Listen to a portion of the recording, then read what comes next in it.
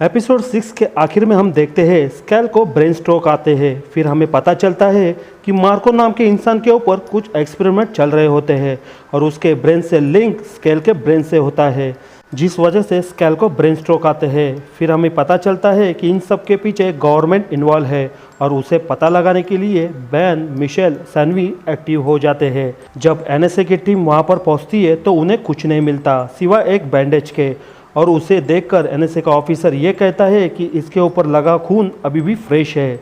अब आगे।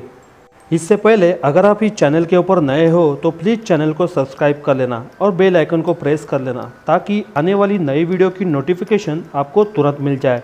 साथ ही साथ आप हमें इंस्टाग्राम और टेलीग्राम पे फॉलो करना मत भूलना, लिंक आपको डिस्क्रिप्शन में मिल जाएगी।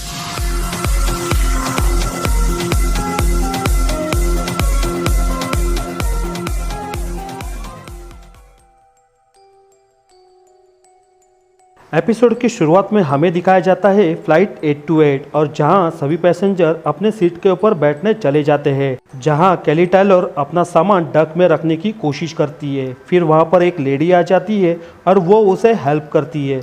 वो उसे कहती है कि तुमने इस फ्लाइट में बैठने का डिसीजन खुद लिया है। केली टायलर कहती है मैंने जिस फ़्लाइट में अपनी सीट बुक की थी वो फ़्लाइट कैंसिल हो गई है, इसलिए मुझे इस फ़्लाइट में बैठना पड़ रहा है। दरअसल केली टायलर को इस फ़्लाइट में बैठने का बिल्कुल भी मन नहीं होता, उसे कई जगह जाना होता है, इसलिए वो मजबूरन इस फ़्लाइट में बैठ जाती है। ये सुनने के बाद वो लेडी उसे कहती है कि इस फ़्लाइट में बैठना ऐसा कोई रूल नहीं है और इतना कहकर वो आगे बढ़ती है। फिर हमें प्रेजेंट टाइम दिखाया जाता है जहाँ स्कैल अब होश में आता है। वो कहता है कि मुझे डर लग रहा है। बैन कहता है मार्को। स्कैल कहता है ऐसा लग रहा था कि उसका दिमाग मेरे दिमाग से जुड़ा हुआ है। बैन कहता है मुझे पता है, तुम चिंता बिल्कुल मत करो, मैं उसका पता लगा लूँगा, तुम डरना मत। स्कैल कहता है मुझे जल्द से जल्द घर पर ले चलो। और फाइनली स्कैल को हॉस्पिटल से डिस्चार्ज मिल जाता है। सैनवी कहती है अब तुम आराम से घर पर जा सकते हो, स्कैल को अब डिस्चार्ज मिल चुका है। बैन कहता है ठीक है, लेकिन हमें अब तक मार्को का पता नहीं चला है, ना ही बाकी के पैसेंजर के बारे में। तभी बैन आगे कहता है कि मैंने पता लगा लिया है पैसों के बारे में। मुझे लगता है कि यूनिफाइड डायनामिक सिस्टम में कुछ ना कुछ तो कनेक्शन है और मुझे उस कंपनी में मेरा दोस्त जॉब दे रहा है। बैन आगे कहता है कि मुझे लग रहा है कि सारा कुछ मनी फंड वहीं से आ रहा है और मुझे वही पता लगाना है, इसलिए मैं वहाँ पर जॉब करूँगा। सैनवी कहती है कि ये प्लान काम करेगा। बैन कहता है ऑफकोर्स काम करेगा, स्कैल की जान अभी भी खतरे में है। ये सुनने के बाद मिशेल बैन से पूछती है कि ये काम तुम करोगे कैसे। बैन कहता है कि जैसे तुम अपने प्रोफेशन में इन्वेस्टिगेशन करते हो वैसे ही मैं वहाँ पर जॉब करूँगा और वहाँ पे इन्वेस्टिगेशन करूँगा और वहाँ पर मुझे कुछ ना कुछ तो ज़रूर मिलेगा।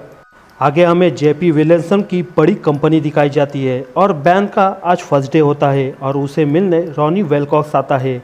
वो उस कंपनी का सिक्योरिटी हेड होता है और वो बैन का काफ़ी अच्छा दोस्त होता है।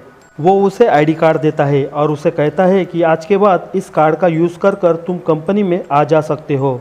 बैन उसे पूछताछ करने की कोशिश करता है। रॉनी उसे कहता है आराम से मेरे भाई, अभी अभी तुमने जॉब ज्वाइन किया है, धीरे धीरे तुम सब समझ जाओगे। रॉनी जाते जाते उसे ये कहता है कि हम खाली टाइम में पोकर खेलते हैं, अगर तुम चाहो तो हमें ज्वाइन कर सकते हो, कोई प्रेशर नहीं है, तुम्हारी मर्जी। इतना कहकर वो वहाँ से चला जाता है। बैन कंप्यूटर में यूनिफाइड डायनामिक सिस्टम के बारे में पता लगाने की कोशिश करता है, लेकिन उसे कंप्यूटर परमिशन नहीं देता। आगे मिशेल अपनी फ्रेंड बेवली के घर जाती है, जो कि एक्सीडेंट में उनकी लड़की मर चुकी थी और वो मिशेल की अच्छी दोस्त होती है।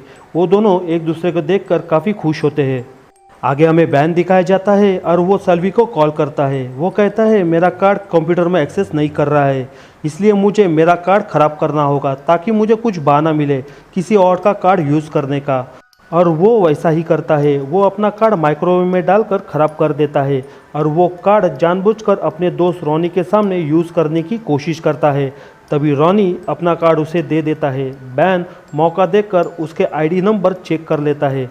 उस नंबर को अपने कंप्यूटर में डालकर इन्फॉर्मेशन कलेक्ट करने की कोशिश करता है। तब वहाँ उसे एक लेडी का पता चलता है। सैलमी कहती है कि इसके बारे में इन्फॉर्मेशन मिलना काफ़ी मुश्किल है। बैन कहता है मुझे लगता है कि उसे मिसिंग पैसेंजर के बारे में कुछ ना कुछ तो पता होगा, क्योंकि वो भी फ़्लाइट 828 की पैसेंजर थी। उसके बाद सैल्वी और बैन एक छोटे से रेस्टोरेंट में मिलते हैं। सैल्वी कहती है कि वो एक फेमस सेलिब्रिटी है, वो आगे कहती है कि उसने कई सारे बुक्स को पब्लिश किया है।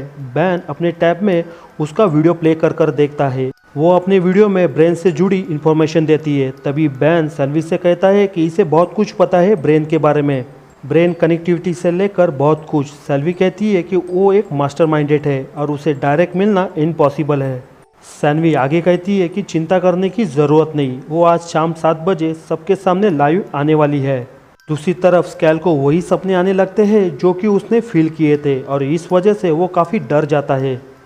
आगे हमें एनएसए का ऑफिसर दिखाया जाता है और वो अपने कलीग से पूछता है Ben stone JP Williamson company में इतनी छोटी पोस्ट पे जॉब क्यों कर रहा है। कलीग उन्हें कहता है मुझे लगता है कि उन्हें पैसों की काफ़ी ज़रूरत होगी और वैसे भी वो काफ़ी टाइम से जॉबलेस थे, शायद इसीलिए। ऑफिसर उन्हें कहता है मुझे नहीं लगता।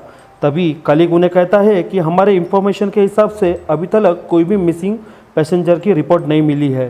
तभी ऑफिसर उन्हें कहता है मुझे लगता है वो वहाँ पे पैसे के लिए नहीं गया है, लेकिन वो गया तो है, लेकिन किसके लिए, इसके बारे में ज़रा पता लगाओ।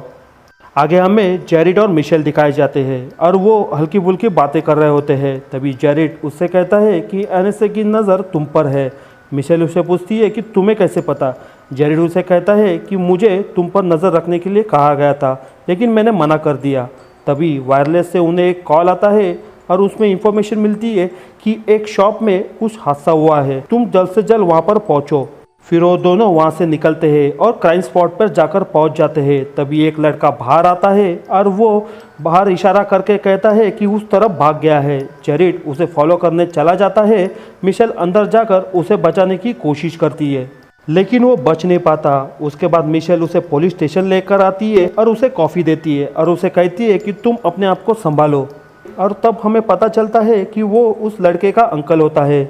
आगे पुलिस इन्वेस्टिगेशन रूम में सभी क्रिमिनल को बुलाया जाता है। फिर उसे कहा जाता है कि तुम इनमें से कातिल को पहचानो। वो लड़का उन्हें कहता है क्या मैं ये कर सकता हूँ। जेरिड उसे कहता है हाँ ये तुम कर सकते हो। तभी मिशेल उसे कहती है कि तुम्हारे पास ये एक ही ऑप्शन है, तुम उसे पहचान लो। तभी वो लड़का बिना कुछ बोले वहाँ से चला जाता है। मिशेल जेरिड से पूछती है कि इसे क्या हुआ। जेरिड उसे कहता है शायद वो डर गया है। आगे मिशेल वहाँ से जाने लगती है। तभी जेरिड उसे अपने घर पर डिनर के लिए बुलाता है। आगे हमें बैन और सैनवी दिखाई जाती है और वो दोनों उस मीटिंग को अटेंड करने जाते हैं। फिर हमें जेरिड और उसकी वाइफ और मिशेल वो तीनों मिलकर डिनर करते हैं और वो हल्की फुल्की बातें करते हैं। और तभी मिशेल को हार्ट बीट की वॉइस सुनाई देती है और डिनर को बीच में छोड़कर वहाँ से निकल जाती है। वहाँ से वो उस लड़के के घर चली जाती है और वो लड़के को कहती है कि मैं तुम्हारे अंकल के कातिल के बारे में जानना चाहती हूँ। वो लड़का उसे कहता है कि मैंने सब कुछ तो पहले ही बता दिया है। मिशेल उसे कहती है तुमने जो कुछ कहा है वो तो ठीक है, लेकिन मैं वो जानना चाहती हूँ जो तूने अब तक कहा नहीं है।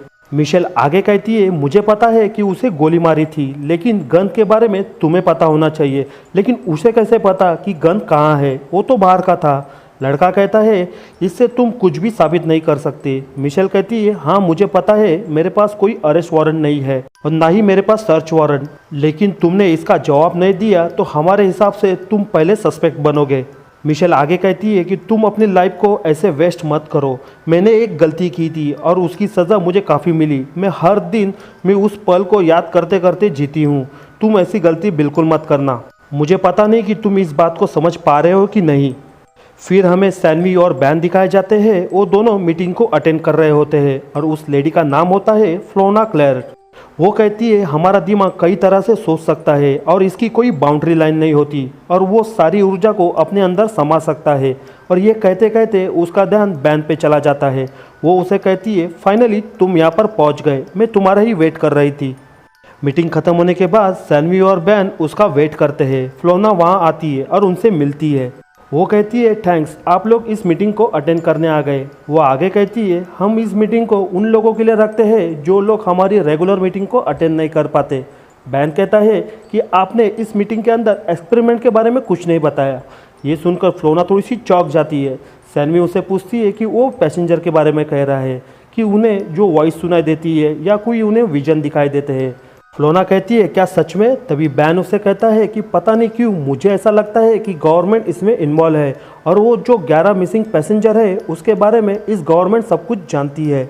उनके ऊपर कई सारे एक्सपेरिमेंट हो रहे हैं और आपको तो ये पता होगा क्योंकि आप तो वहाँ पर काम कर चुकी है। ये सुनने के बाद फ्लोना कहती है कि 4 दिन पहले कुछ लोग यहाँ पर आए थे, उन्होंने मुझे अप्रोच भी किया था, वो भी नॉन प्रॉफिट। उन लोगों को इंटरेस्ट था मेरे रिसर्च के बारे में जानने का, माइंड और बॉडी से रिलेटेड, और ये जानने के लिए उन्होंने कई सारी मेरी मीटिंग भी अटेंड की थी।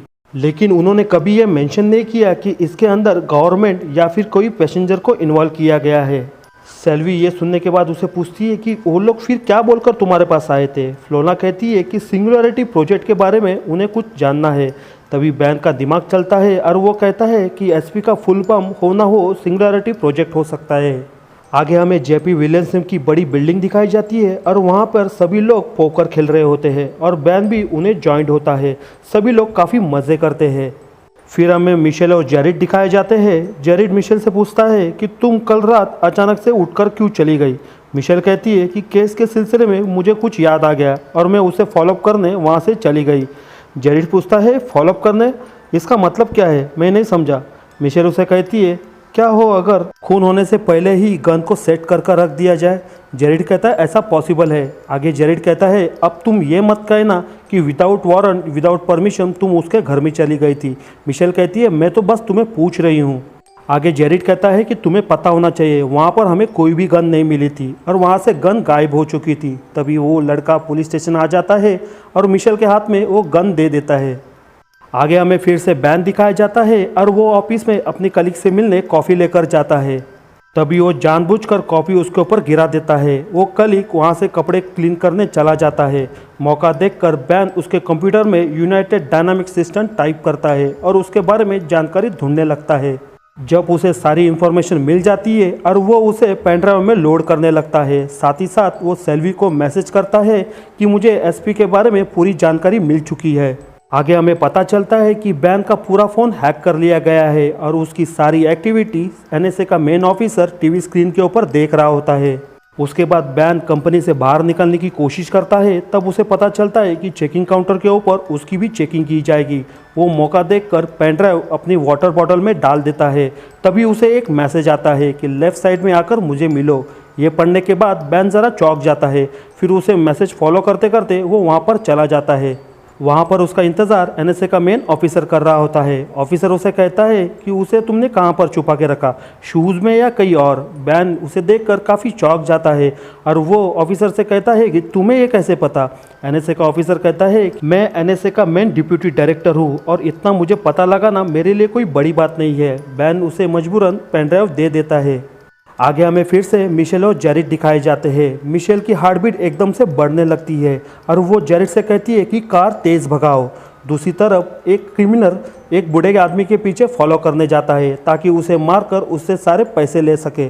कार जैसे जैसे उस क्रिमिनल के पास पहुंच जाती है, मिशेल की यहाँ पे हार्ट बीट तेज़ होने लगती है। मिशेल जेरिड को डायरेक्शन बताती है। जेरिड उस डायरेक्शन को फॉलो करते करते उस क्रिमिनल के पास पहुंच जाता है और हादसा होने से पहले ही उसे अरेस्ट कर लिया जाता है। दूसरी तरफ पेनड्राइव खो जाने की वजह से बैन का मूड काफ़ी ख़राब होता है। तभी वो अपने घर के पास डैनी को देखता है। वो अपने इमोशनल को काफ़ी कंट्रोल कर लेता है और उससे ज़रा सी स्माइल देकर वो घर में चला जाता है।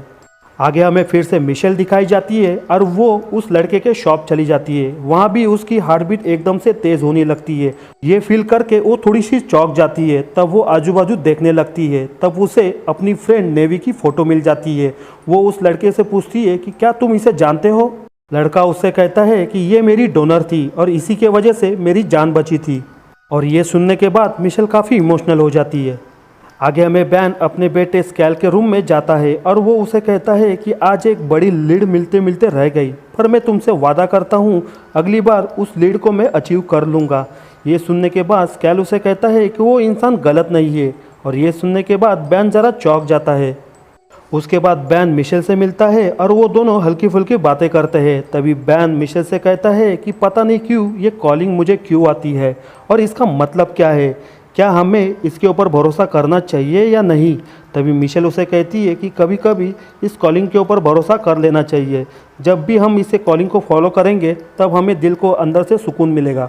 वो आगे कहती है मुझे पहली बार अच्छा लग रहा है कि मेरे बेस्ट फ्रेंड का हार्ट किसी और के शरीर में है और ये जानकर मुझे ऐसा लग रहा है कि मेरी फ्रेंड अभी भी ज़िंदा है। सब कुछ ऑल कनेक्टेड है। तभी बैन उसे पूछता है कि कनेक्टेड तो है पर किससे? वो कहती है तुमसे, तुम्हारे सोच से, सब कुछ हमारे पास आजू बाजू जो भी कुछ है उन सब से। ये सुनते सुनते बैन पानी पीने के लिए फ्रिज का डोर ओपन करता है। तभी उस डोर के ऊपर एक पेंटिंग होती है। पेंटिंग में हार्ट ड्रॉ किया होता है और उस हार्ट को हाईलाइट किया होता है और इसी के साथ सीजन 1 का एपिसोड 7 खत्म हो जाता है। दोस्तों, अगर आपने मैनिफेस्ट सीजन के बाकी के एपिसोड नहीं देखे हैं तो मैं आपको प्लेयर लिस्ट रेकमेंड करता हूँ। लिंक आपको डिस्क्रिप्शन में मिल जाएगी। वीडियो अगर पसंद आया हो हमारे चैनल को सब्सक्राइब करना, बेल आइकन प्रेस करना, साथ ही लाइक, कमेंट और शेयर करना।